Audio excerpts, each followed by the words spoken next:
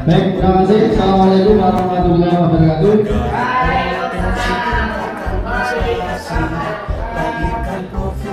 Yang saya hormati rekan-rekan guru seluruh nomor 2, khususnya adalah guru kelas 2 dan kelas 5. Pertama-tama marilah kita panjatkan syukur kepada Allah Subhanahu wa taala karena atas limpah rahmat serta hidayahnya kita masih diberikan kesehatan, kesempatan sehingga pada siang hari ini kita masih dapat melaksanakan kegiatan KKG di Gugus 02 ini dalam keadaan sehat walafiat. Kedua kalinya salawat serta salam mudah-mudahan senantiasa tercurahkan kepada junjungan kita Nabi Muhammad sallallahu alaihi wasallam, Nabi akhir zaman yang kita pasti nantikan syafaatnya kelak di yaumul qiyamah. Baiklah Bapak Ibu, untuk hari ini kita akan membahas tentang diseminasi budaya positif, di mana ini merupakan salah satu tugas saya dalam rangkaian pendidikan guru penggerak pada modul 1-4. Baiklah, tadi sudah banyak dipaparkan terkait dengan numerasi dan literasi. Tentunya Bapak Ibu semua sudah merasa capek gitu. Nih, saya ada sedikit ice breaking gitu. Ya, supaya jenengnya nanti konsentrasinya kembali. Jadi saya ingin melihat ini sebenarnya Bapak Ibu masih bisa konsen apa enggak. Ice breaking saya tidak berupa nyanyian, tidak berupa tepuk-tepuk juga tidak. Baik, silakan Bapak Ibu konsentrasi sejenak, pusatkan pikiran jenengnya terkait apa yang saya sampaikan nanti, sehingga dari apa yang saya sampaikan jenengan semua bisa menjawab dengan tepat. Itu adalah indikator dari konsentrasi jenengan yang masih baik sampai siang ini. Baiklah, jadi seperti ini Bapak Ibu. Saya punya sebuah cerita. Jadi ceritanya seperti ini. Ibu Ari itu memiliki 5 orang anak perempuan. Memiliki 5 anak perempuan. Kalau biasa kita sebut kalau laki-laki itu biasanya Pandawa. Kalau putri itu Pandewi mungkin ya. Mungkin Pandewi, ya Pandewi bisa gitu. Pandewi ya. Di sini ternyata anak-anak dari ibu siapa tadi? Ani. Oh, Ibu Ani.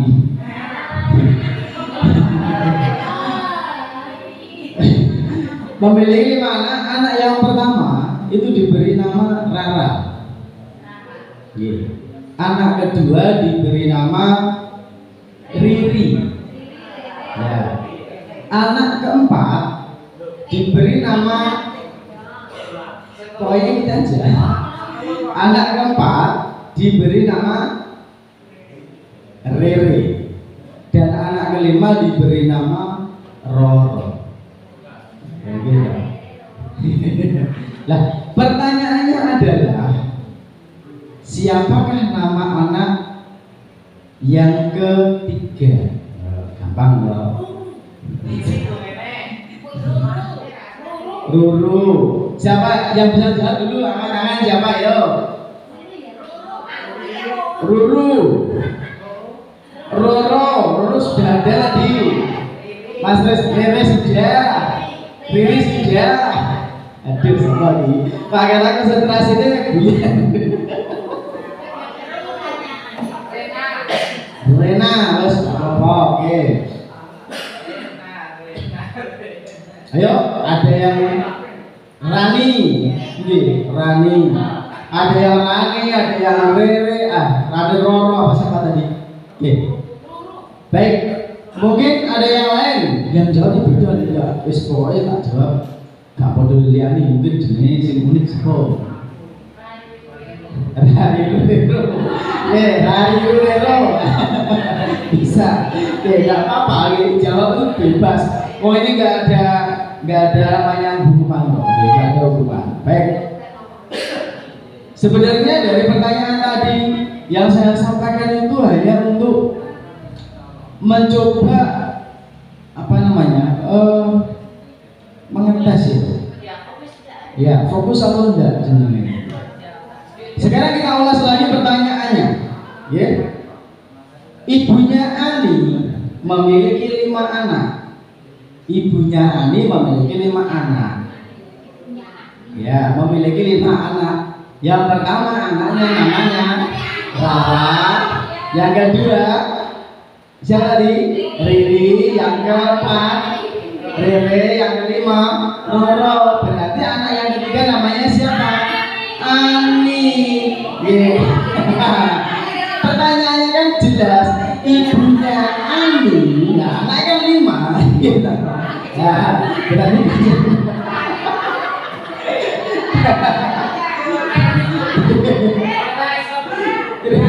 biasanya julukan panggilan itu anak nomor 1. Anak ya tadi kan sudah siapa? Anak pertama, lu berikan anak kau? Anak juga Pak.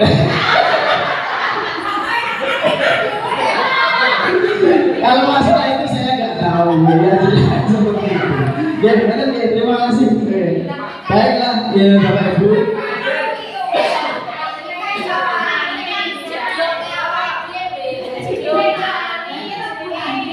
Iya ya. Baiklah, saya lanjutkan ya terkait dengan budaya positif. Ini adalah fasilitator saya dan juga pengajar grafik saya, tentunya dengan tahu kenal gitu sama YouTuber kita, Mak Mariadi. Ya, ini salah satunya. Alhamdulillah kita didampingi juga Bapak pengajar grafik ya, yang salah satunya adalah Pak Lukas ini. Ya, terima kasih kalau kasih pendampingannya. Baik, membicarakan tentang budaya positif. Konsep utama budaya positif itu ada beberapa macam. Ini nanti yang akan kita bahas. Dan ini sangat penting sekali untuk bisa mengubah. Biasanya orang ngomong merubah, ya mengubah apa namanya kebiasaan siswa yang ada di sekolah kita. Ini sangat penting sekali. Karena kita tahu bahwa karakteristik siswa terutamanya adalah perilaku mereka saat ini itu jauh berbeda dengan perilaku kita pada waktu dulu sekolah. Karena tentunya ini semua itu pengaruh dari perkembangan zaman pasti. Yang pertama adalah perubahan paradigma belajar, kemudian disiplin positif, kebutuhan dasar manusia, motivasi perilaku manusia, posisi kontrol restitusi, keyakinan kelas, dan segitiga restitusi. Ini yang menjadi bahan kita hari ini. Jadi jenengan nanti saat ketika saya menyampaikan materi ini, jenengan juga akan bisa berkaca. Saya saat ini berada di posisi mana? Ini nanti bisa jenengan artikan di situ. Oke, baik. Yang pertama adalah pembelajaran dengan paradigma baru. Pembelajaran dengan paradigma baru dirancang berdasarkan prinsip pembelajaran yang terdiferensiasi. Saya yakin Bapak Ibu semua sudah pernah mendengar terkait dengan istilah diferensiasi. Saya yakin. Tapi untuk materi ini belum bisa saya sampaikan terkait diferensiasi karena apa? Itu pada materi berikutnya. Enggak ini. Sehingga setiap siswa belajar sesuai dengan kebutuhan dari tahap perkembangan untuk mewujudkan profil pelajar Pancasila. Profil pelajar Pancasila di sini ada berapa Bapak Ibu ya? Ada berapa ini? 1, 2, 3, 4, 5. Sudah hafal ya? Insya Allah sudah. Saya yakin jenengan ya. Apalagi yang dinyanyikan itu ya. Ini adalah pembelajaran dengan paradigma baru. Jadi ending dari pembelajaran jenengan semua, kita semua. Ya. Goalnya nanti itu adalah pada perwujudan profil pelajar Pancasila ini. Kurikulum Merdeka itu difokuskan pada terwujudnya profil pelajar Pancasila. Ini di antaranya apa ini? Beriman, bertakwa, dan berakhlak mulia. Pasti ini yang menjadi sesuatu yang paling penting untuk kita munculkan. Nah, ini terkait dengan budaya positif yang akan saya sampaikan nanti.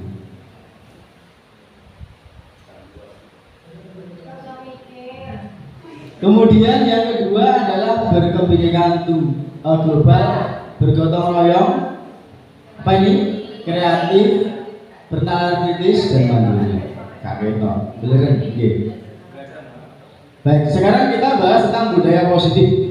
Ini adalah rangkaian dari beberapa hal yang tadi sudah saya munculkan pada slide pertama. Sebelum kita membahas budaya positif, tentunya Bapak Ibu juga paham dan tahu apa sih namanya budaya, apa sih positif itu. Karena kata budaya positif itu terdiri dari dua kata, budaya dan positif. Ini harus kita pahami dulu. Jadi budaya itu adalah suatu kebiasaan yang dilakukan, yang sudah tertanam dalam diri kita dan tidak akan hilang. Itu budaya. Beda dengan kebiasaan. Kebiasaan itu suatu saat bisa hilang. Tradisi suatu saat juga akan bisa hilang. Tapi budaya ini adalah sesuatu yang benar-benar sudah tertanam dalam diri kita, sehingga apa yang kita lakukan, apa yang kita laksanakan itu merupakan cerminan dari perilaku kita. Ini namanya budaya. Jadi budaya itu selalu melekat dalam diri kita. Ya. Terkait dengan budaya, kemudian kata positif ini. Kata positif itu berarti kalau kita bayangkan positif itu adalah sesuatu yang baik. Segala sesuatu yang nilainya itu mesti baik. Positif itu mesti pemikirannya kita itu mesti baik. Gitu. Ya, memiliki efek yang baik. Sekarang budaya positif itu apa?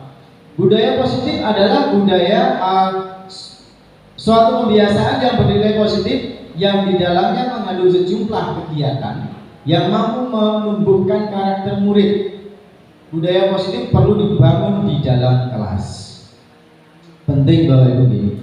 Jadi yang namanya budaya positif itu adalah suatu kebiasaan yang dilakukan berkesinambungan, dilakukan berkelanjutan secara kontinuitas, ya, khususnya adalah di dalam kelas kita. Karena kita sebagai guru kelas, tentunya kita akan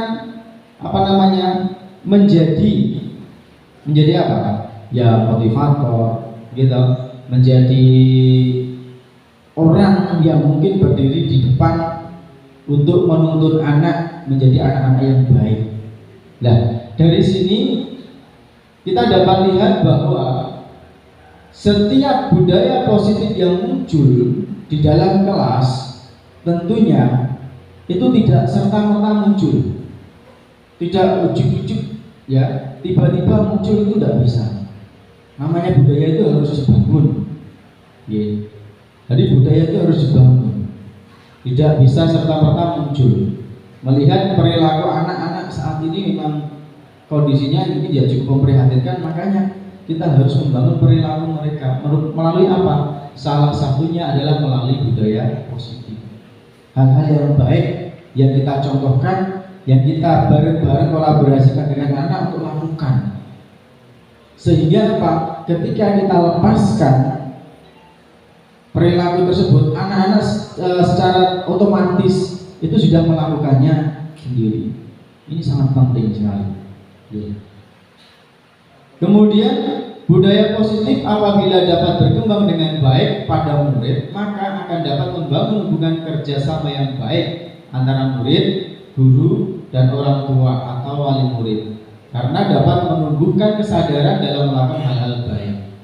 Jadi ketika budaya positif ini bisa kita kembangkan dengan baik di kelas kita, maka secara otomatis hubungan antara kita dengan orang tua, hubungan kita dengan murid, bahkan dengan masyarakat itu juga akan menjadi baik.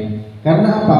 Ketika kita melihat anak-anak kita, anak didik kita itu berperilaku baik, baik di lingkungan sekolah, kemudian terbawa di lingkungan keluarga, terbawa di lingkungan masyarakat, maka itu adalah cerminan dari apa? Keberhasilan kita dalam menerapkan budaya positif. Ini adalah indikatornya seperti itu. Kemudian budaya positif itu dapat diterapkan melalui suatu kegiatan yang namanya ini disiplin positif. Disiplin itu kalau kita ngomong tentang disiplin itu biasanya identik dengan peraturan, dengan peraturan. Kemudian peraturan ini berarti ada hukuman dan sebagainya.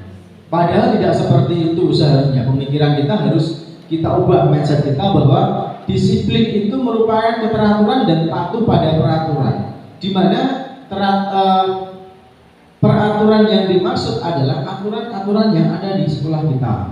Nah, tentunya aturan-aturan inilah yang harus kita ubah. Bukan berarti kita mengubah aturannya terus diubah semua, enggak seperti itu gitu. Ada tahap-tahapnya. Nanti di belakang ada tahap-tahap cara merubah peraturan menjadi keyakinan kelas. Nanti ada.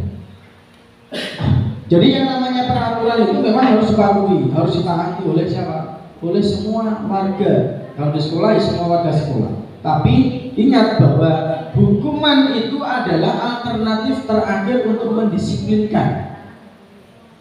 Sekarang itu sudah agak zamannya lagi untuk menerapkan hukuman sebagai salah satu alat untuk apa? Untuk menegakkan kedisiplinan. Jadi hukuman itu bukan alternatif pertama untuk menegakkan sebuah kedisiplinan. Jadi tidak bisa kita, wes bocah nggak ambil sepatu, tak hukum sepatunya dilepas, nah sampai nanti pulang jangan dipakai, misalkan gitu. Itu sudah nggak zamannya. Karena apa? Dengan seperti itu, cara tidak langsung kita sudah menyakiti siswa. Nah, ngomong dengan rasa sakit ini, saya yakin Bapak Ibu semua itu pernah, bahkan sampai sekarang, sampai usia sekarang, ketika jenengan sekolah dulu, pasti jenengan masih ingat sesuatu perbuatan dari Bapak Ibu kita yang sampai saat ini masih kita ingat. Saya yakin. Dan saya yakin tidak hanya satu perbuatan, tapi mungkin banyak perbuatan. Misalkan kalau saya dulu masih ingat nggak pakai kopi, kalau sama guru BP di MTS di Kewamil, masih ingat sampai sekarang. Padahal jangka waktunya berapa tahun? Dari MTS sampai sekarang usia 42 tahun. Bayangkan masih ingat, masih tertanam. Betul. Loh. Terus kemudian saya masih ingat juga di MTS juga. Ketika saya nggak bisa mengerjakan soal IPA, bahkan sampai pelajarannya saya masih ingat. Orangnya saya sampai sekarang juga masih ingat. Namanya saya masih ingat juga, namanya Pak Soekardi. Ya, saya nggak mengerjakan dan teman yang lain nggak mengerjakan, maju garis ini loh, biasa ditutup ini kalau pakai apa? Penggaris yang besar itu. Nah, hal-hal ini yang harus dihindari, karena apa? Perbuatan yang menyakiti siswa itu akan selalu terkenang sampai nanti. Ini yang harus dihindari. Oleh karena itu, kenapa kita bahas terkait dengan budaya positif ini.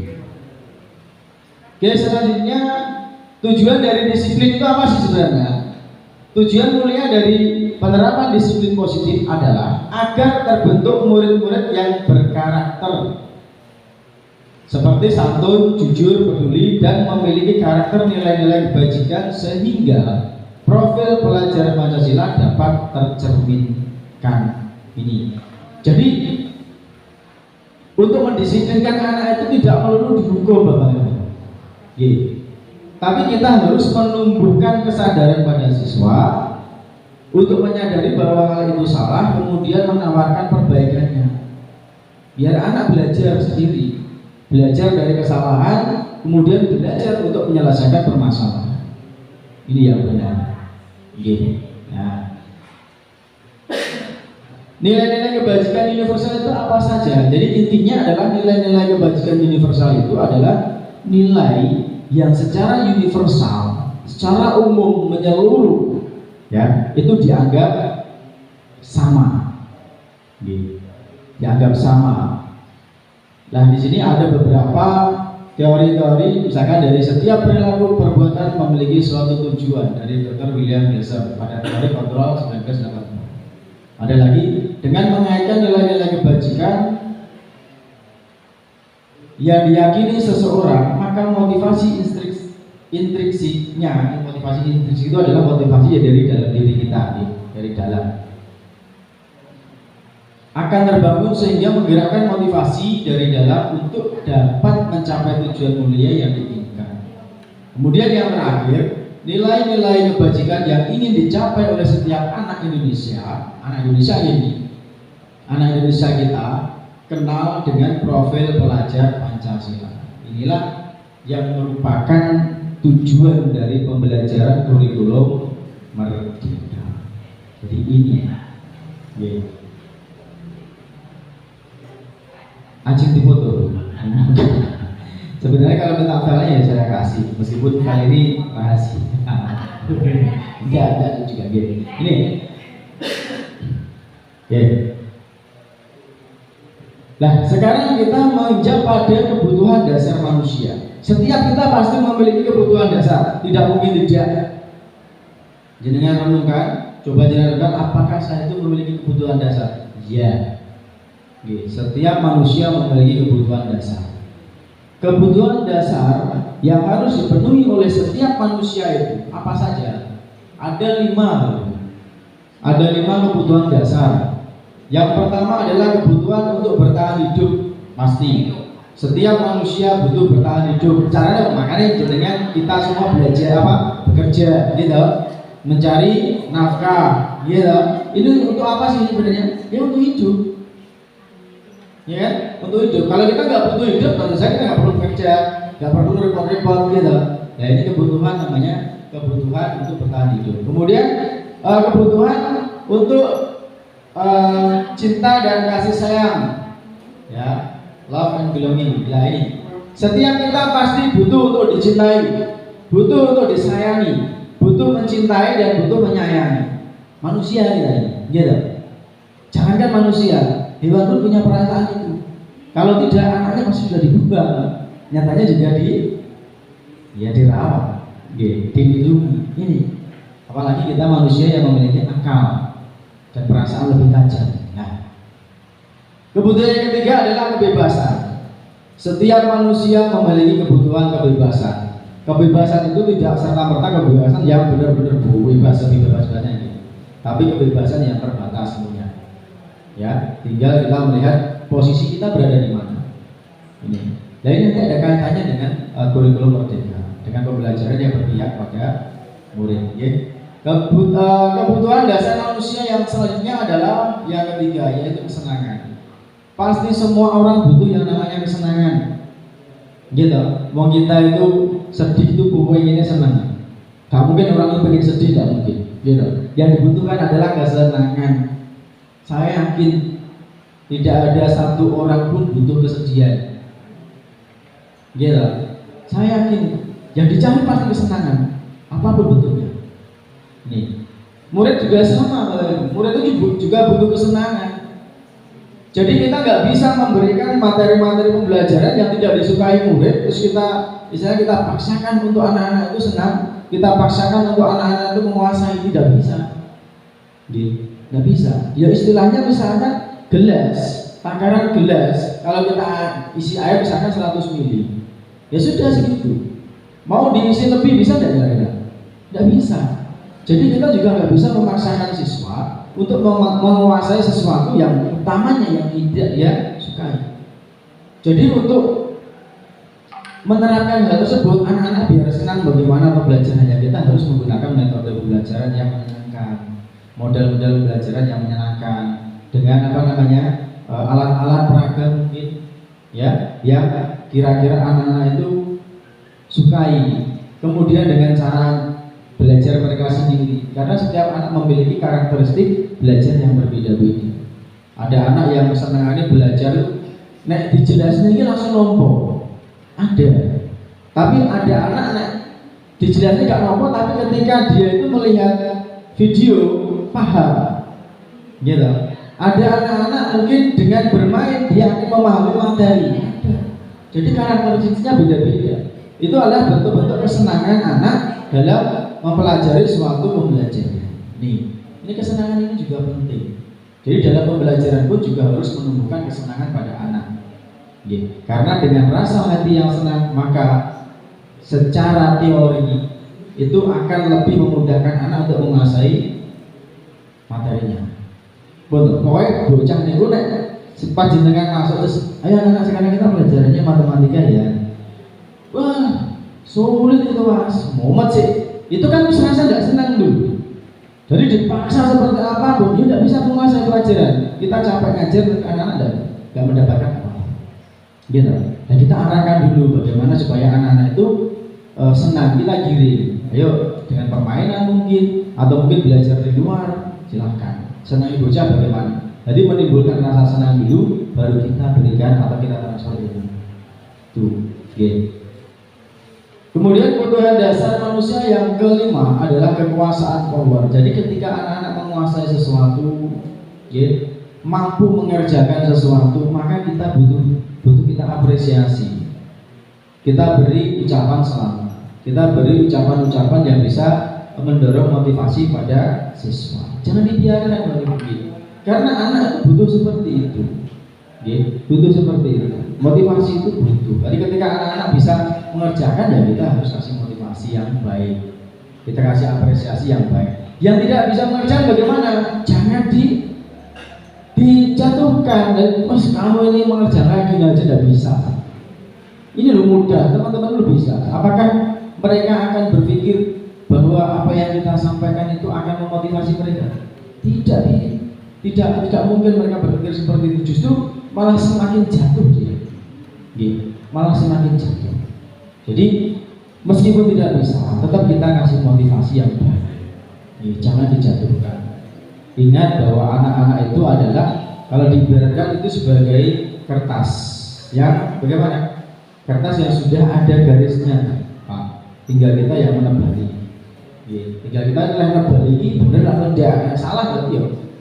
Nanti hasilnya tidak baik. Kemudian ini sangat penting yang harus kita pahami, motivasi perilaku manusia. Yang pertama adalah untuk menghindari ketidaknyamanan atau hukuman. Jadi ketika anak melakukan sesuatu, kok tendensinya itu dia itu mau menghindari hukuman, wes itu tidak baik.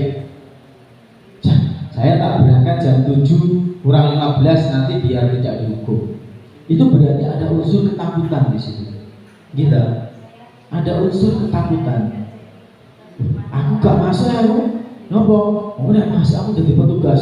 Saya yakin di tempatnya jenengan ada yang seperti itu. Gitu. Itu karena apa? Karena motivasi diri mereka itu melakukan itu karena takut.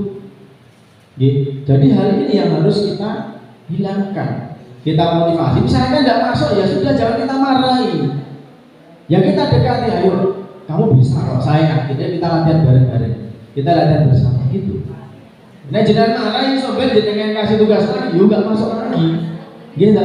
Dan itu akan berulang, berdampak negatif pada siswa kita. Ini menghindari ketidaknyamanan, karena anak itu nggak nyaman. Kalau terlalu ditekan dengan sesuatu yang tidak mereka bisa, itu gak nyaman mereka. Pasti dalam pikirannya itu adanya pengennya menghindar. Kemudian yang kedua, untuk mendapat imbalan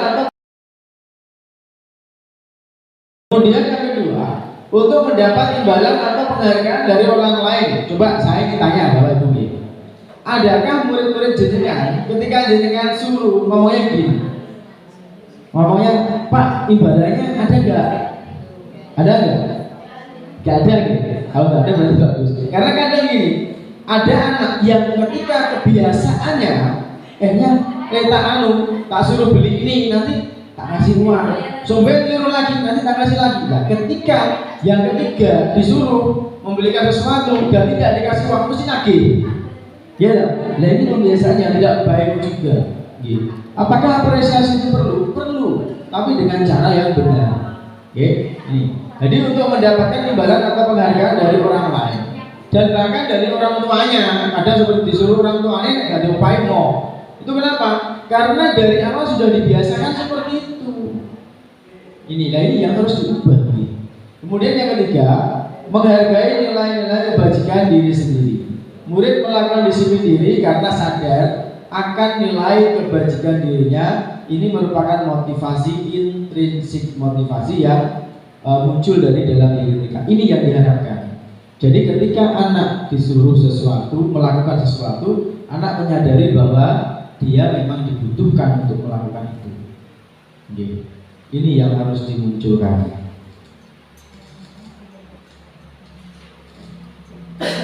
Baik, selanjutnya adalah konsep disiplin dengan identitas gagal. Jadi konsep disiplin dengan identitas gagal. Maksudnya bagaimana? Benar, anaknya kuliah disiplin, Pak. Anaknya kuliah disiplin. Mau masuk ya besok masuk. pakainya raum api, gitu. Terus kalau misalkan disuruh bersih tugas, kamu piketnya hari Senin, Senin rapi. Gitu. Tapi sebenarnya ketika kita melihat anak-anak itu dalam tekanan, ketika melakukan itu, inilah yang dimaksud dengan disiplin dengan identitas gagal. Benar disiplin Pak Bu. Tapi secara moral, secara nilai intrinsik dalam diri siswa itu gagal karena dia melakukan itu bukan dari dalam dirinya, bukan dari kemauannya, tapi karena takut apa nih? Hukuman. Itu yang pertama.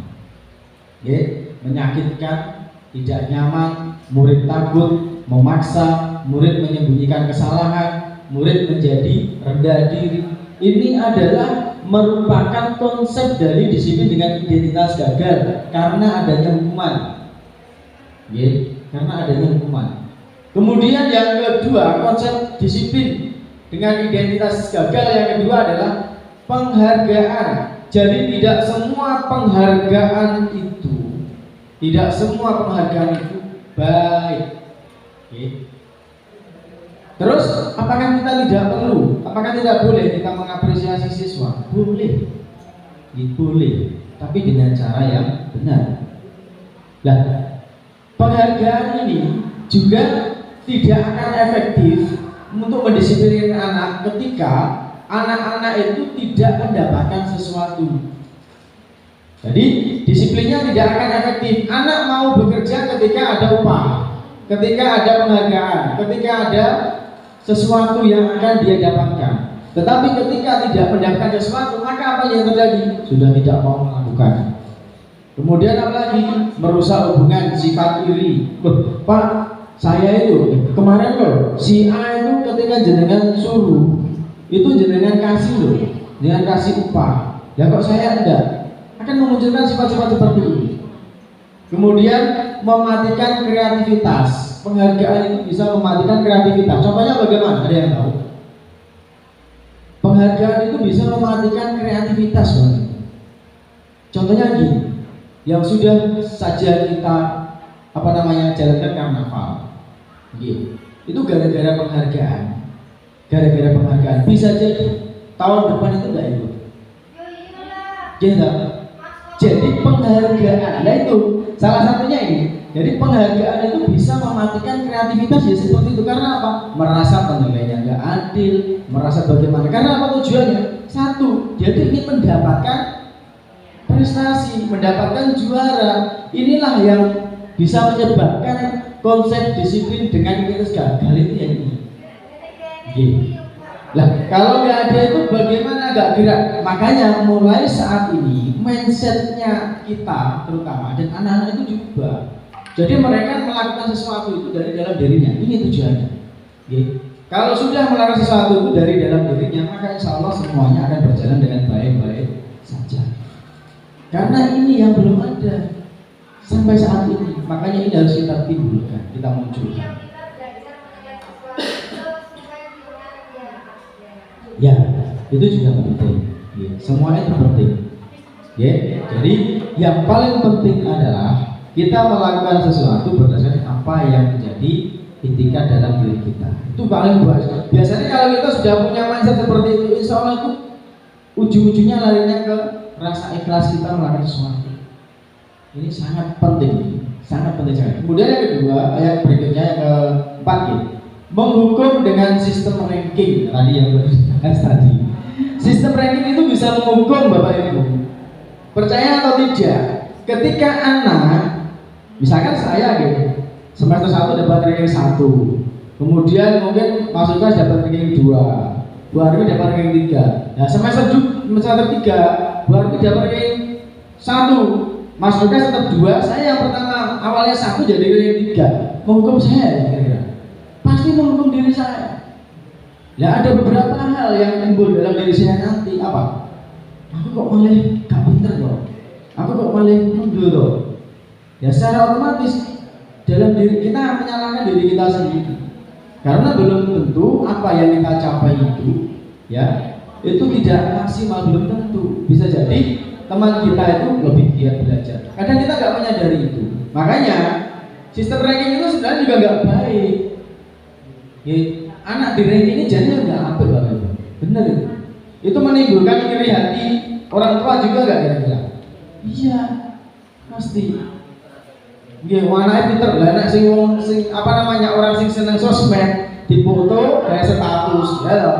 Lah tanggane sing anake gak patek anu yo mesti emosi ngono ae status lah. Timbullah rasa iri, perpecahan yang terjadi gitu. Ya baik. Jadi penghargaan itu nggak mesti baik. Kemudian merampas hak menghargai dirinya. Tadi yang sudah saya sampaikan. Jadi ranking siji malah ranking tahu akhirnya menyalahkan dirinya. Loh yang bodoh itu bukan dirinya, mungkin pola belajarnya berbeda atau mungkin dukungan dari orang yang sebenarnya awalnya sangat mendukung menjadi tidak. Itu banyak sekali faktornya. Jadi dengan model-model penghargaan seperti ini untuk mendisiplinkan sesuatu itu bisa disebut dengan identitas gagal dalam mendisiplinkan sesuatu. Jadi ini harus kita pahami bahwa hukuman dan penghargaan itu merupakan dua hal yang jika kita terapkan dalam mendisiplinkan perilaku siswa kita atau murid kita itu akan berdampak fatal untuk selainnya. Kemudian konsep disiplin dengan identitas sukses. Konsepnya bagaimana? Yang pertama adalah dengan konsekuensi, penguatan jangka pendek, perlu monitoring berkelanjutan, stimulus dan respon, murid menghormati peraturan, kehilangan waktu untuk merenungi kesalahan. Konsekuensi nih. Nah, jadi yang namanya konsekuensi itu adalah sifatnya jangka pendek, Pak Ibu. Contohnya gini, ada anak-anak yang dengan sengaja mencoret-coret tembok, terus jenengan kertas. Loh, ya jadi enggak. Kalau misalkan tembok-tembok itu dicoret itu, menurut kamu baik atau enggak sih? Menurut kamu itu benar atau enggak? Itu mengotori atau tidak? Oh iya, tumbuhkan dalam diri mereka kesadaran dulu. Dan terus kalau seperti itu bagaimana coba? Harusnya seperti apa? Akhirnya anak-anak mau tidak mau pada saat itu diberi bukan hukuman nih, tapi berupa konsekuensinya harus membersihkannya kembali. Jangka pendek. Jadi konsekuensi itu adalah merupakan sebuah tindakan jangka pendek untuk membenarkan perilaku siswa yang salah. Itu konsekuensinya. Kemudian ada lagi restitusi. Ini yang paling penting. Tingkatan yang tinggi adalah restitusi. Murid bertanggung jawab untuk perilakunya. Fokus pada pemecahan masalah. Jangka panjang ini. Murid menghormati dirinya dan orang lain, dan kemudian murid bersemangat memperbaiki kesalahan. Jadi restitusi itu adalah menimbulkan sebuah anggapan apa namanya ya? Bukan anggapan. Jadi menimbulkan dalam diri siswa itu untuk mengetahui kesalahannya. Setelah mengetahui kesalahannya melalui tuntunan kita, anak-anak itu akan menyadari bahwa itu sesuatu yang tidak baik, kemudian ditawarkan kepada siswa untuk menyelesaikan permasalahan itu menurut dirinya sendiri. Tentu saja berdasarkan tuntunan kita, pimpinan kita juga. Ini adalah tahapan atau konsep disiplin dengan identitas sukses yang paling tinggi, adalah namanya restitusi. Jadi kita nggak ada istilah menyalahkan siswa, itu nggak ada, ya, nggak ada. Jadi kita coba tumbuhkan dalam diri siswa untuk menyadari kesalahannya. Nanti di bawah ada contoh. Ini ya, jadi ada dua konsep disiplin dengan identitas gagal dan konsep disiplin dengan identitas sukses. Selanjutnya adalah konsep disiplin pendekatan restitusi. Sebuah cara menanamkan disiplin positif pada murid. Pengertian restitusi itu adalah proses menciptakan kondisi bagi murid untuk memperbaiki kesalahan mereka sehingga mereka bisa kembali pada kelompok mereka dengan karakter yang lebih kuat. Maksudnya kembali ke kelompok mereka itu maksudnya bagaimana? Kembali ke kelompok yang benar, perilaku yang benar, yang seharusnya. Nih. Kemudian ciri-ciri restitusi itu apa? Yang pertama, bukan menebus kesalahan, melainkan belajar dari kesalahan. Belajar dari kesalahan. Bukan menebus kesalahan, bukan. Kamu tadi belum pikir loh. Ayo sekarang kamu pikir nanti pas istirahat disambut, itu kan menebus kesalahan gitu. Bukan seperti itu, tapi melainkan belajar dari kesalahan, dari apa yang sudah dia perbuat, yang dia ketahui bahwa itu salah, diperbaiki dengan kesadarannya. Ini bukan dari perintah orang lain. Kemudian memperbaiki hubungan. Bagaimana bisa restitusi itu memperbaiki hubungan? Ketika anak melakukan kesalahan, biasanya kan takut dengan kita ya. Wah, saya salah, nanti kalau dimarahin bagaimana? Kalau dimarahin bapak ibu bagaimana? Kalau nanti saya melakukan kesalahan, kalau nanti saya dikucilkan teman saya bagaimana?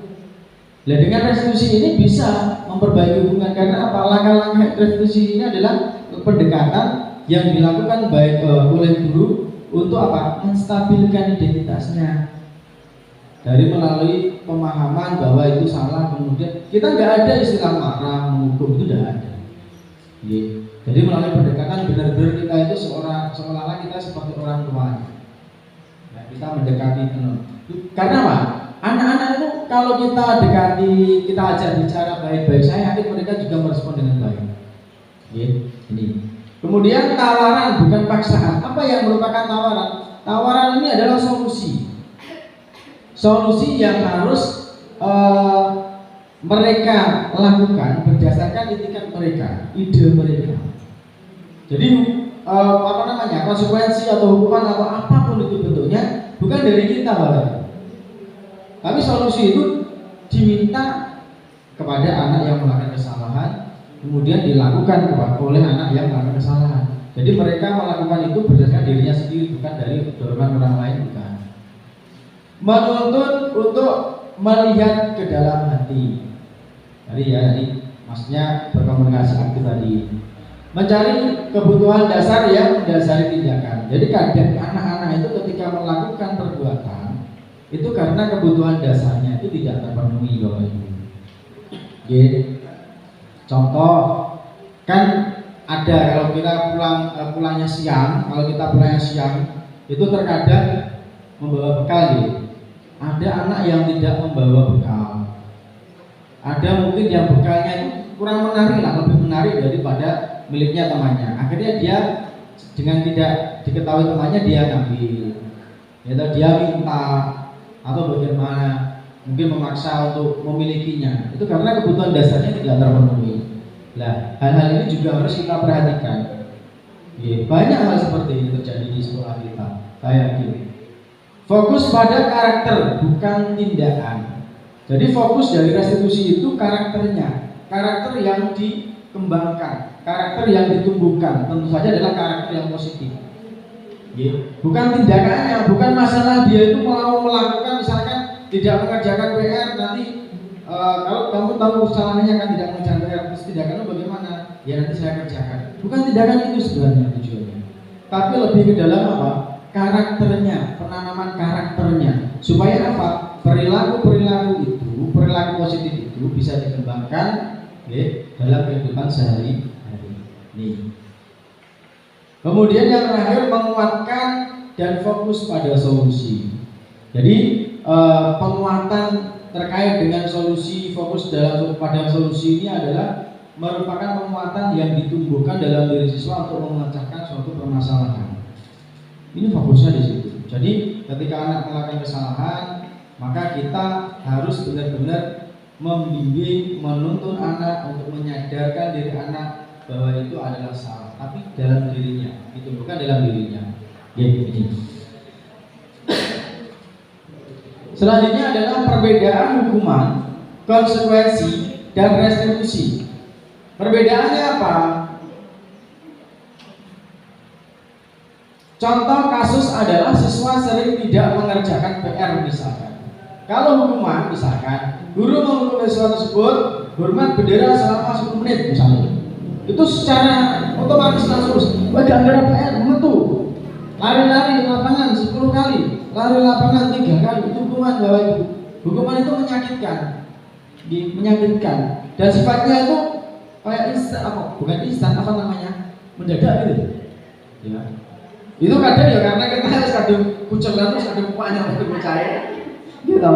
Wes, gue gak ngerti. Nah, kemudian guru marah dan siswa menjadi takut. Pokoknya ketika anak melakukan kesalahan, kok anak ini wedi karo jenengan. Iki tanda-tanda jenengan itu model-model guru penghukum. Nggih. Model-model guru penghukum. Oh nek bocah wedi, wae bocah nang salah. Aku salah, lu diseneni Bu Ayu. Berarti model-model yang tadi model-model penghukum. Nggih. Hati-hati. Nah ini. Kalau nggak ditakuti itu biasanya karena pendekatannya sudah baik, pendekatan baik. Biasanya kadang-kadang Pak, maaf Pak, saya belum mengerjakan PR gimana? Biasanya seperti itu. Karena apa? Memang secara komunikasi itu sudah terjalin dengan baik antara guru dengan siswa. Oke. Kemudian konsekuensi.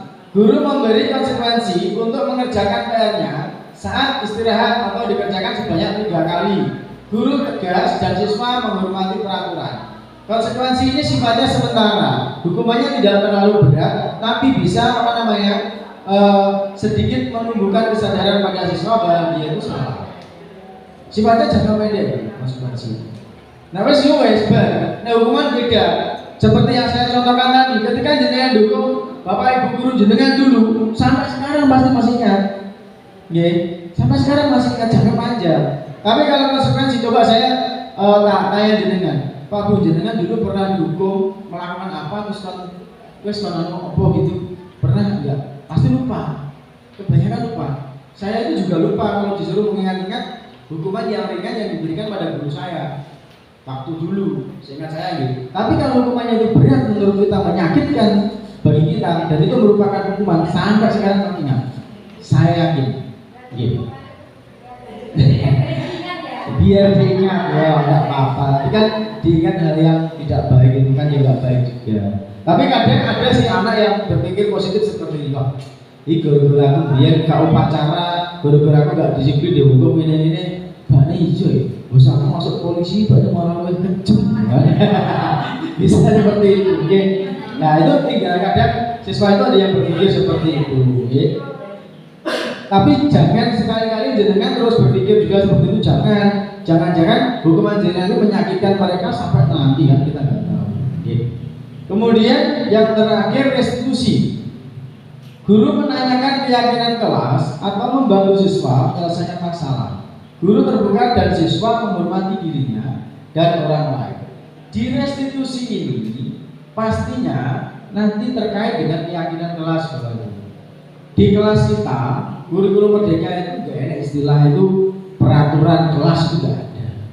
Adanya adalah keyakinan kelas. Keyakinan kelas itu apa? Kita bahas nanti. Nah ini sekarang jenengan coba untuk menelaah posisi jenengan saat ini di mana? Apakah di penghukum ataukah di pembuat merasa bersalah? Gak mau enak buat kayak aku gak darah aku gak benak bukan di sana nih Pak Kepala Sekolah misalnya gitu. Nah itu pembuat merasa bersalah. Just kemudian yang ketiga teman, yang keempat pemantau, dan yang kelima manajer. Ini yang luar biasa ini manajer. Nah ini penghukum itu bagaimana? Karena kamu terlambat silakan berdiri sampai jam pelajaran pertama selesai. Pokoknya nggak boleh duduk. Nah ini ya model-model yang sangat ini ya, jangan dilakukan. Ya.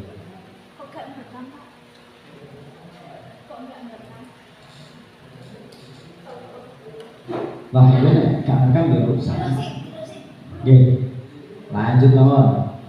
Kemudian yang kedua, membuat merasa bersalah. Tolong ya, ibu minta tolong sekali. Tolong jangan terlalu ribut, tidak kasihan sama ibu. Ini mengiba Pak Bu.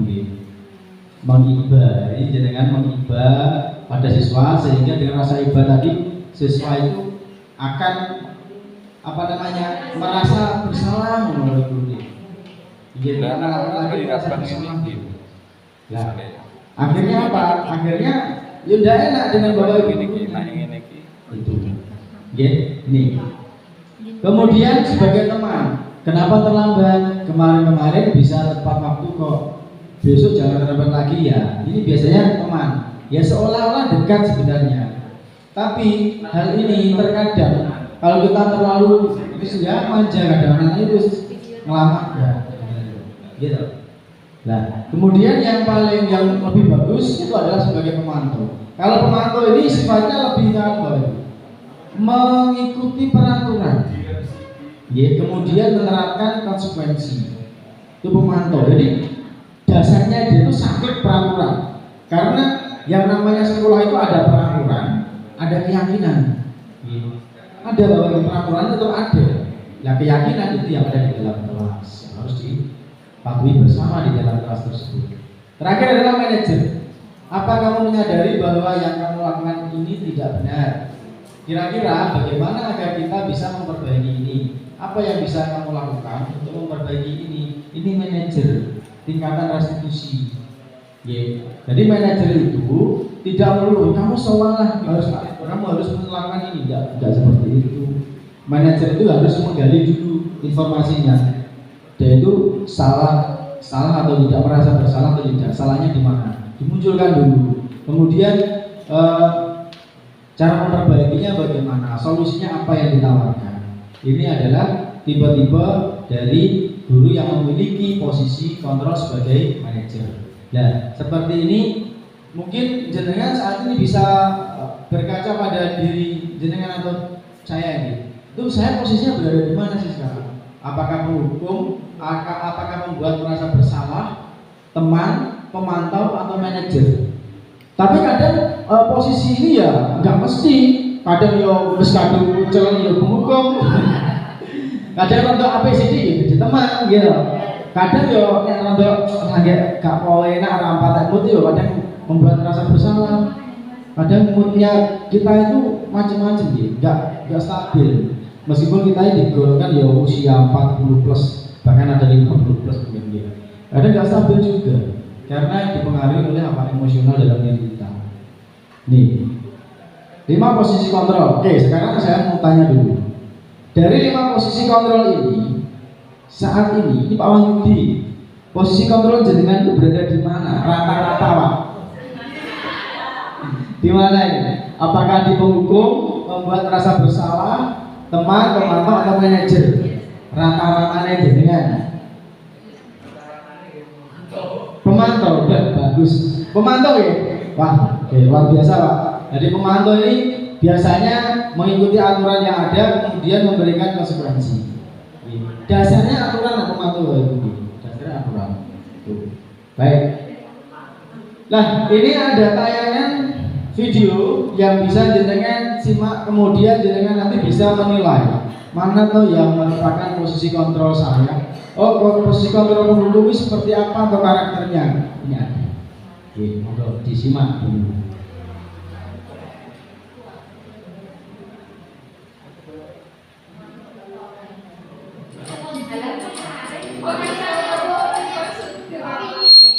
Salam bahagia Ibu dan Bapak Guru hebat. Dalam penerapan disiplin positif restitusi, salah satu program yang dikembangkan adalah 5 posisi kontrol. 5 posisi kontrol dalam restitusi adalah proses penjagaan seorang pendidik agar dapat menghadapinya. Pada video kali ini, kita akan membahas tentang 5 posisi kontrol yang dikembangkan oleh Diane Gossen dan contoh penerapannya.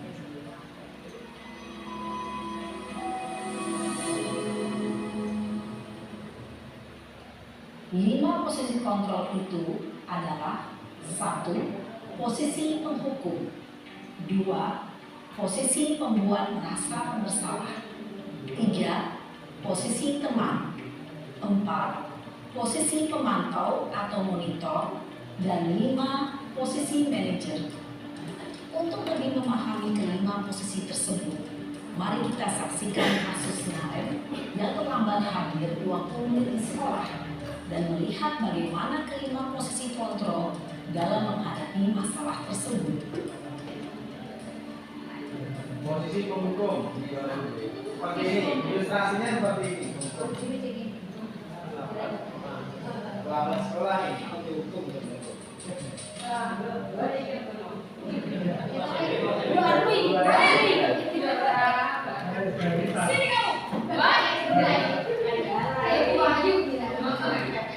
Selalu terlambat. Kamu deh pasti terlambat. Aku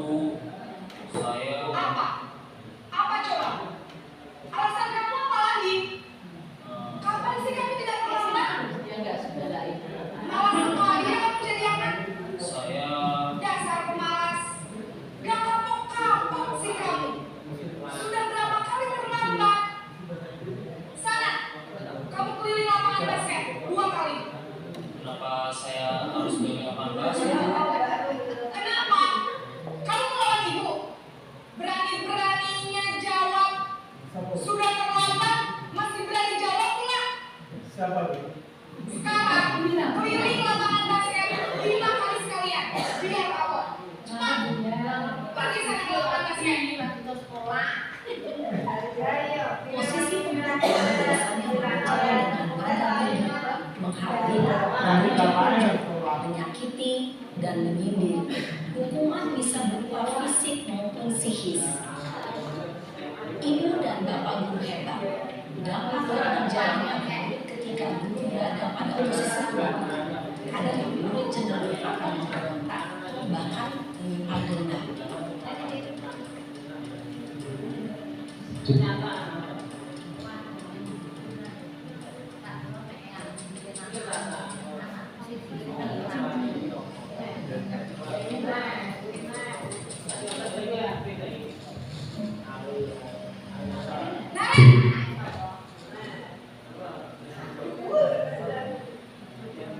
Pagi Bu.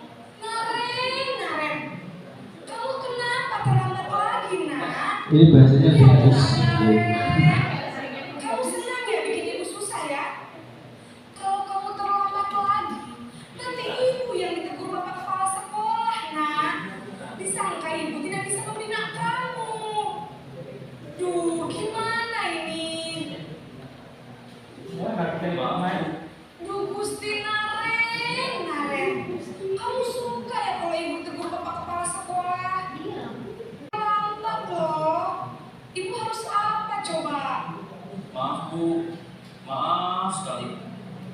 Ya sudah, lain kali jangan bikin ibu susah lagi ya, Nak ya. Ibu tidak akan kuat lagi kalau kamu begini terus.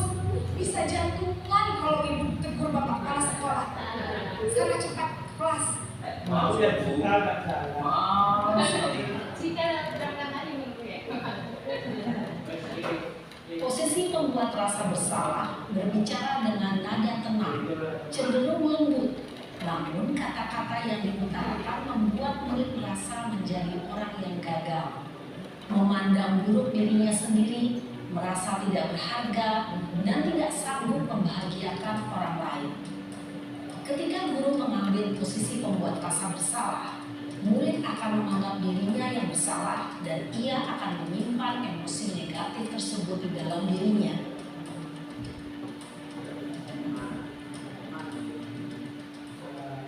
Posisi teman Bu.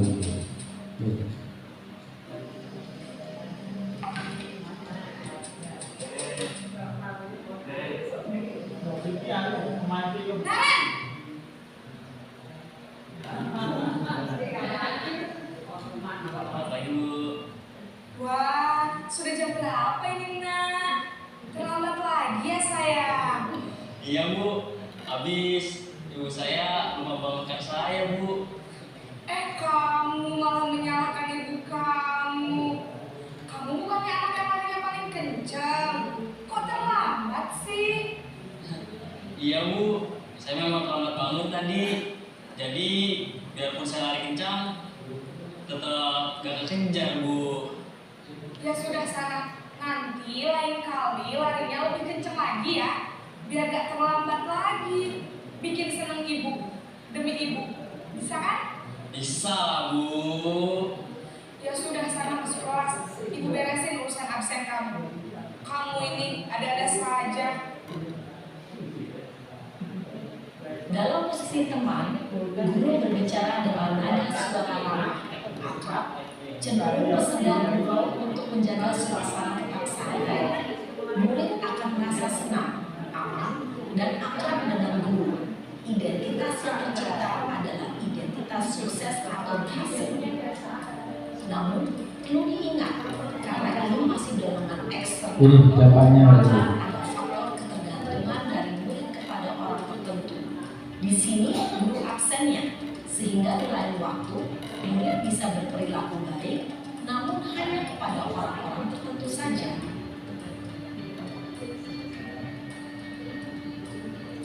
Posisi pemantau. Pemantau. Kalau teman itu biasanya kita suruh mau, tapi suruh orang lain, guru lain nggak mau. Itu tergantung. Biasanya kita tergantungan. Selamat pagi Bu. Naren, apa peraturan sekolah kita tentang jam berapa kita harus masuk sekolah, Nak? Kita harus di sekolah jam 7 Bu. Iya Iya betul, sekarang sudah jam 7.20. Naren sudah tahu konsekuensinya jika terlambat hadir. Paham Bu, saya harus tinggal kelas pas jam istirahat selama 20 menit. Iya benar, konsekuensinya demikian. Jadi nanti jam 9.30 pas istirahat, kamu harus tinggal di kelas, kerjakan tugas tambahan untuk ketertinggalan kamu, ya? Baik Bu. Posisi kontrol yang tepat. Posisi pemantau mengandalkan penghitungan atau data untuk mengontrol murid. Guru mengarahkan murid berdasarkan peraturan dan konsekuensi. Seorang pemantau menunjukkan bahasa tubuh dan ekspresi wajah yang datar dan cenderung formal. Dan yang terakhir adalah posisi sebagai manajer. Jadi yang perhatikan, jadi siapa tahu jenengan termasuk dalam posisi kontrol yang tinggi.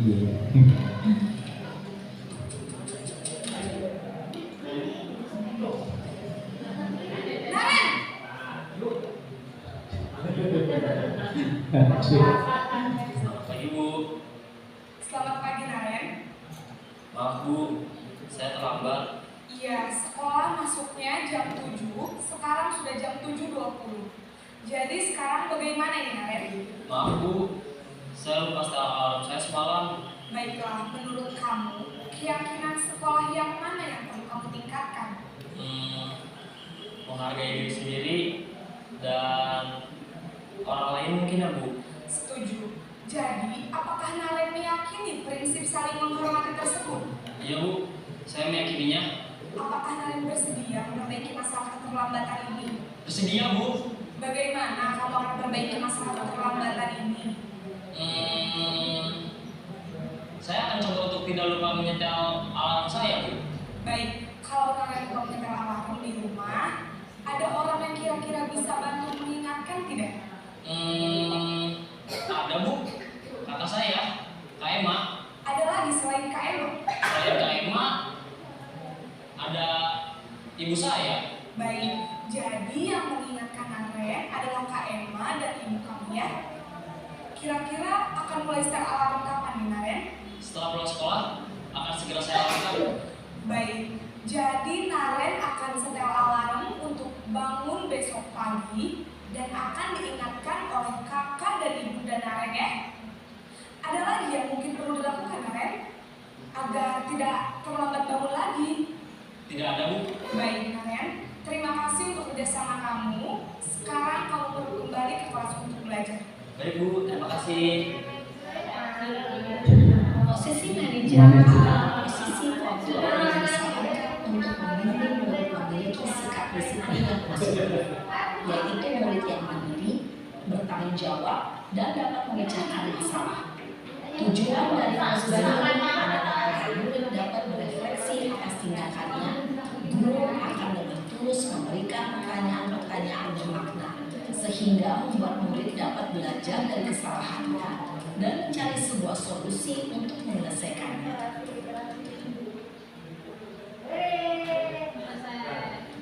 Ibu dan Bapak guru hebat, setelah mengamati adegan kelima posisi kontrol tadi, Oke, baik kita lanjutkan baru ya. Tadi kita sudah menyaksikan video ya posisi 5 posisi kontrol yang mungkin salah satunya adalah posisi kontrol dari diri kita. Ada 5 tadi. Tentu saja yang terbaik itu adalah sebagai posisi sebagai apa? Manajer. Karena di situ guru menggali kesalahan, menyadarkan diri siswa terkait dengan kesalahan yang dibuat, kemudian sampai memecahkan solusinya pun juga ditawarkan kepada siswa. Kita sebagai guru hanya menguatkan saja, menguatkan pada akhir sesi tersebut. Baik. Di dalam kelas tentunya kita memiliki peraturan Bapak Ibu. Dulu sering kita memiliki peraturan di dalam kelas. Nah, sekarang peraturan itu diubah jadi keyakinan kelas. Mengapa harus keyakinan kelas ini? Ya, mengapa harus keyakinan kelas? Kalau tidak peraturan kelas saja sih, kenapa harus keyakinan? Alasannya ini. Ya, mengapa kita memiliki peraturan tentang penggunaan helm pada saat mengendarai kendaraan roda 2 atau motor? Mengapa kita memiliki peraturan tentang penggunaan masker dan mencuci tangan setiap saat? Maksudnya bagaimana? Jadi sebenarnya untuk membuat sebuah keyakinan, bukan peraturan, keyakinan, itu sebenarnya ada dampak yang terjadi ketika peraturan itu tidak dilaksanakan. Contoh gini, mengapa kita memiliki peraturan tentang penggunaan helm pada saat mengendarai kendaraan roda 2 atau motor? Tentu kita yakin, kita sadar kalau kita nggak pakai helm, nanti kalau terjadi apa-apa bahaya. Gitu, kepala kita terbentur bahaya. Dan itu keyakinan sebenarnya yang tumbuh dalam diri kita. Nah itu menjadi peraturan. Kalau kita lihat dari peraturan sebenarnya itu berasal dari keyakinan. Dari keyakinan yang kita yakini bersama bahwa ketika berkendara tidak menggunakan helm itu berbahaya. Ketika kita tidak menggunakan masker, tidak mencuci tangan, itu dampak pada tubuh kita itu juga akan berbahaya. Ya kan? Ini keyakinan.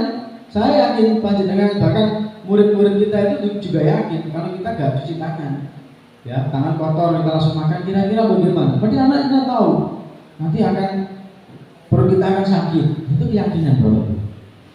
Nah inilah yang harus kita ubah di dalam kelas kita khususnya. Nah apa itu keyakinan kelas? Keyakinan kelas itu apa sih sebenarnya?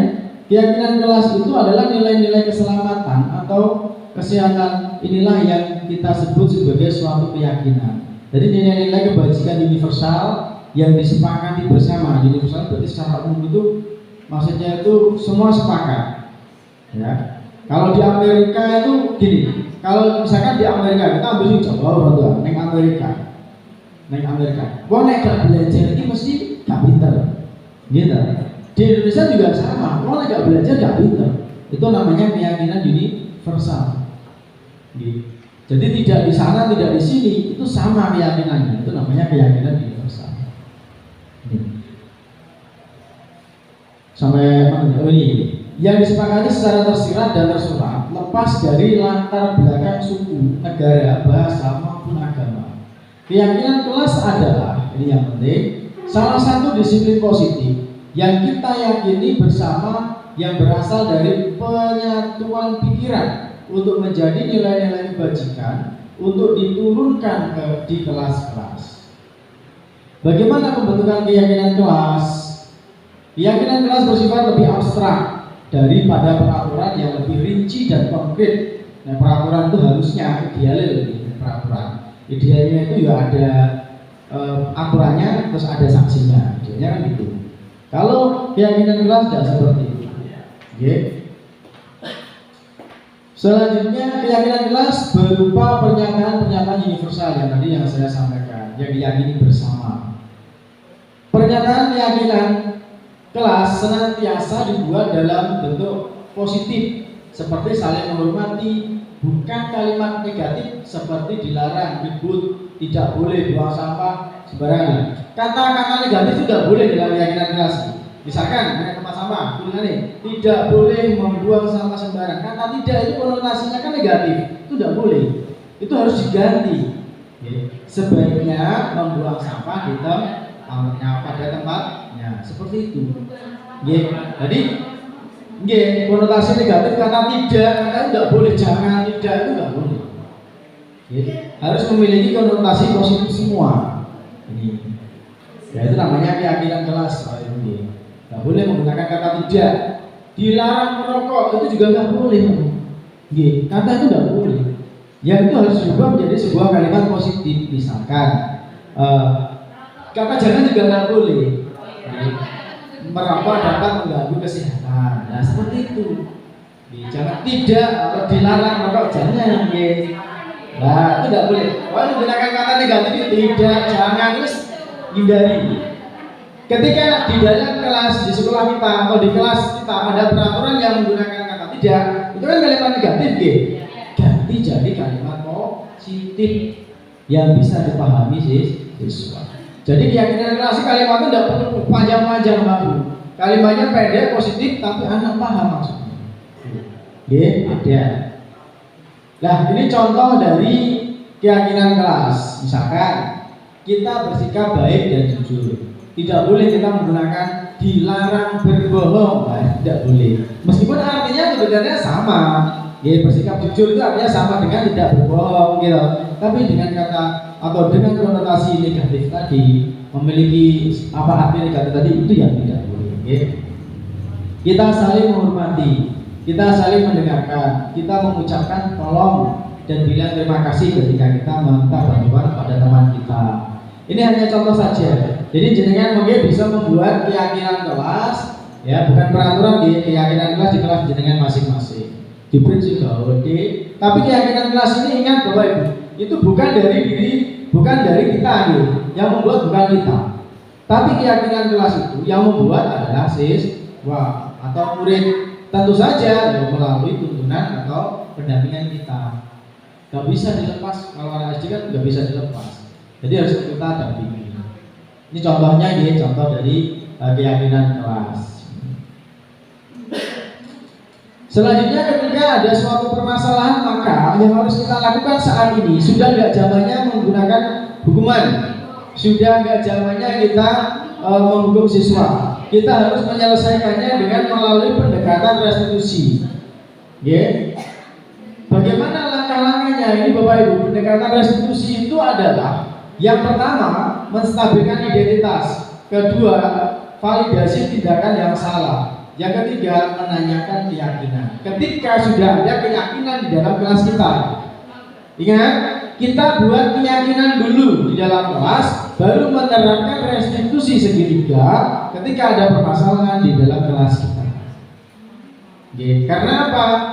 Ketika kita menerapkan segitiga restitusi dalam menyelesaikan masalah, maka yang kita tanyakan pasti keyakinan kelas. Ini harus kita buat dulu. Segitiga restitusi menstabilkan identitas. Tidak ada manusia yang sempurna. Kita bisa menyelesaikan ini. Contohnya itu, ya misalkan saya tahu, Bapak tahu bahwa nggak ada manusia itu yang nggak pernah melakukan kesalahan. Ya, tapi kita bisa kok menghindari kesalahan itu. Nah itu awalnya seperti itu. Itu namanya menstabilkan identitas. Kemudian validasinya bagaimana? Kamu pasti punya alasan. Nah, kamu melakukan kesalahan itu mesti ada alasan nih. Alasan, lah kamu kenapa kok bisa melakukan itu? Itu alasannya digali dulu Bapak. Setelah ketemu, kemudian ditanyakan keyakinan. Apa yang kamu lakukan itu kira-kira sudah melanggar keyakinan kelas kita atau tidak? Kalau misalkan dia tahu, pasti akan menjawab ya. Keyakinan mana yang kamu langgar? Ya. Kemudian solusi apa yang kamu tawarkan? Itu restitusi. Selanjutnya, ini adalah penjelasan dari segitiga restitusi, Bapak Ibu. Penjelasannya. Nah, di sini adalah ada contoh penerapan segitiga restitusi. Ini adalah skenario yang saya buat. Tapi tidak kayak aktingnya para aktor atau tidak. Saya hanya membuat ala kadarnya. Di sini ada sebuah kasus. Jadi saya belum mengikuti kegiatan ekstrakurikuler BTA. Setiap hari Senin ada kegiatan ekstrakurikuler BTA yang dipimpin oleh guru agama dan wali kelas masing-masing. Mereka boleh memilih siapa saja yang mereka inginkan untuk membimbing mereka. Denisa adalah murid kelas 5 yang walinya adalah misalkan seperti ini. Ini adalah skenario-nya. Misalkan ada skenario seperti ini, kemudian penerapannya bagaimana? Nah ini ada menstabilkan identitas. Jadi ditanya dulu permasalahan, kemudian setelah menstabilkan ada validasi tindakan yang salahnya adalah mencari kesalahan, menumbuhkan kesadaran siswa untuk menyadari bahwa dirinya itu sudah melakukan sesuatu yang salah. Ini. Dan yang terakhir adalah menanyakan keyakinan kelas. Setelah tahu ditanya, kira-kira keyakinan kelas mana yang sudah kamu abaikan? Misalkan kejujuran misalnya. Yaitu kita kasih kita kasih pancingan lagi. Kejujuran baik. Kalau sudah tahu bahwa kejujuran itu sudah kamu abaikan, kira-kira solusi apa yang kamu ingin berikan, yang ingin kamu sampaikan, yang ingin kamu lakukan. Itu kita tawarkan semua. Jadi hukuman atau apalah istilahnya itu, konsekuensi dan sebagainya itu bukan dari diri kita, tapi tumbuh dari dalam diri siswa. Oke, yang terakhir adalah sesuai jawab. Mungkin ada pertanyaan. Monggo. Ini satu pertanyaan saja, Bapak, silakan.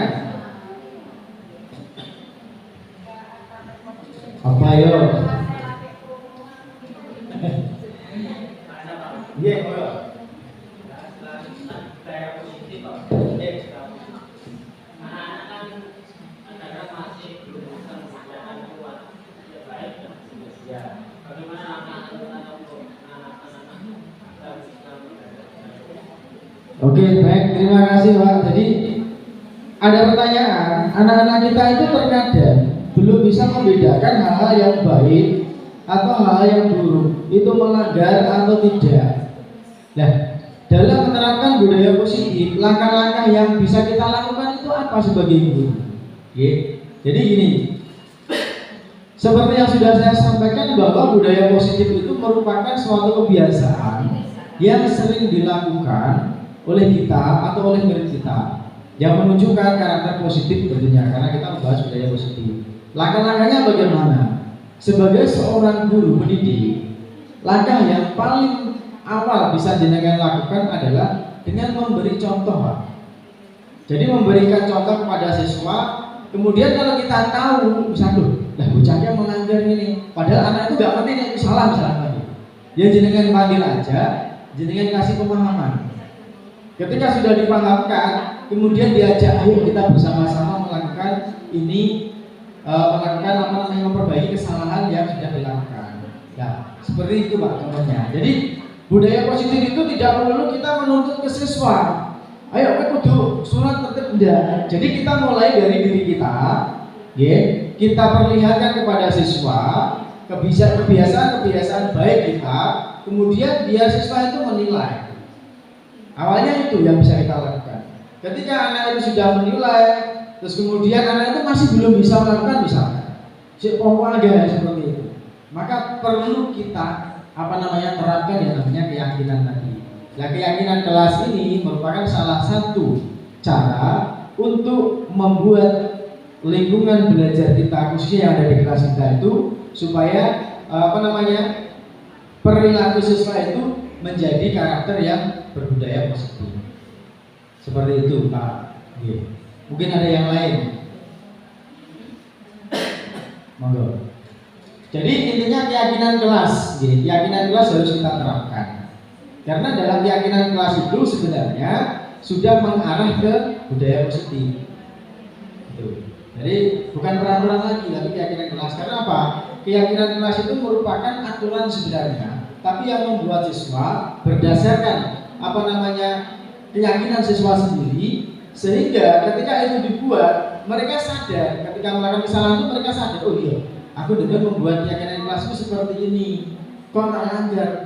Berarti nanti aku harus bagaimana? Biar dipikirkan mereka. Kita sebagai guru hanya membimbing saja. Betul. Jadi intinya adalah budaya positif itu harus dilakukan berkesinambungan, Pak. Gak bisa kita stagnan satu hari ini kita coba memberi contoh sesuatu yang baik pada siswa. Terus hari ini toh, misalkan, gak bisa.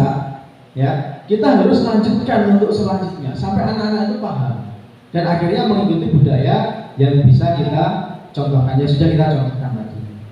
Tuh, jadi ya bersama-sama sebenarnya Pak. Jadi budaya positif itu nggak bisa kita lakukan sendiri. Jadi kita semua warga sekolah, baik bapak kepala sekolah, bapak ibu kepala sekolah, teman-teman guru di sekolah kita, anak-anak semua harus terlibat.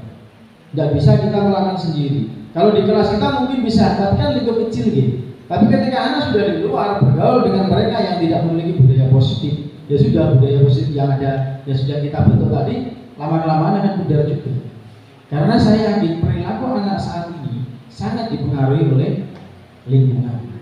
Ini sangat dipengaruhi oleh lingkungan. Nanti Pak, saya jadi Pak, mama ada bacaan ya, baca juga untuk membandingkan anak-anak itu, oh ini baik, ini buruk kan budaya positif itu agar tekanan pada anak itu. Jadi indikator dari keberhasilan kita dalam menerapkan budaya positif itu kita bisa melihat dari perilaku anak, Pak. Jadi misalkan anak itu awalnya katakan misalkan kalau waktu sholat misalnya gitu, waktu sholat biasanya nggak waktu adzan itu nggak langsung. Nah, terus kemudian kita contohkan, kita ajak, ayo bareng-bareng kita ajak. Nah, ketika itu sering kita lakukan, terus kemudian kita mencoba untuk melepas, terus hijabnya tak jari, waktu sholat terus ada tak jari. Nah, ketika anak-anak itu tanpa arahan jenengan, tanpa jenengan dampingi, itu terus anak itu sudah melakukannya sendiri, sesuatu yang lebih baik. Itu berarti merupakan keberhasilan jenengan dalam penerapan budaya positif. Jadi indikatornya itu ada perubahan perilaku anak, ada perubahan perilaku anak dari yang awalnya kurang baik menjadi baik, seperti itu Pak. Jadi indikatornya itu ada, perubahan itu pasti ada. Kalau berhasil kita, kalau tidak berhasil ya pasti ada seperti itu aja. Satu lagi pertanyaan monggo. Saya sendiri dari melihat keyakinan kelas yang kita lakukan adalah biasanya kesepakatan kelas. Bedanya apa? Oke, bedanya keyakinan kelas dengan kesepakatan kelas itu apa? Kesepakatan kelas dan keyakinan kelas itu sama, cuma istilahnya aja yang berbeda. Kesepakatan kelas itu merupakan sebuah kesepakatan bersama yang kita yakini di dalam kelas, kita jadikan aturan di dalam kelas. Keyakinan kelas itu juga sama. Keyakinan kelas itu adalah peraturan-peraturan yang kita yakini bersama di dalam kelas, kita terapkan sebagai aturan di dalam kelas. Sama. Intinya adalah sama, keyakinan dan juga itu sama. Ngerti ya?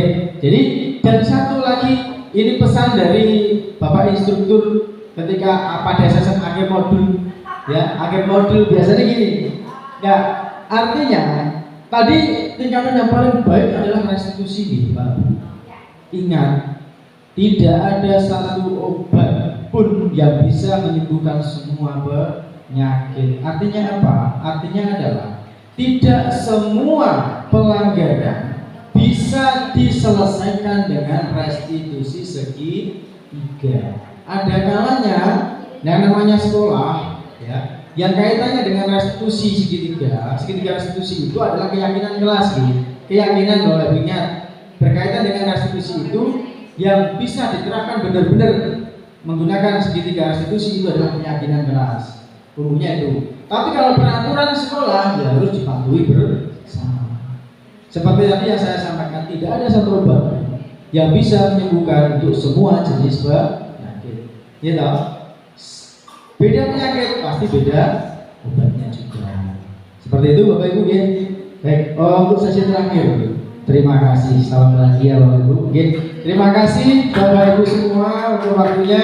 Mudah-mudahan apa yang menjadi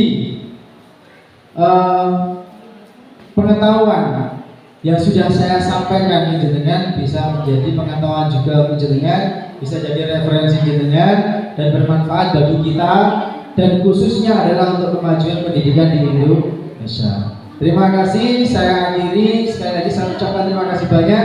Akhirul kalam, wassalamualaikum warahmatullahi wabarakatuh.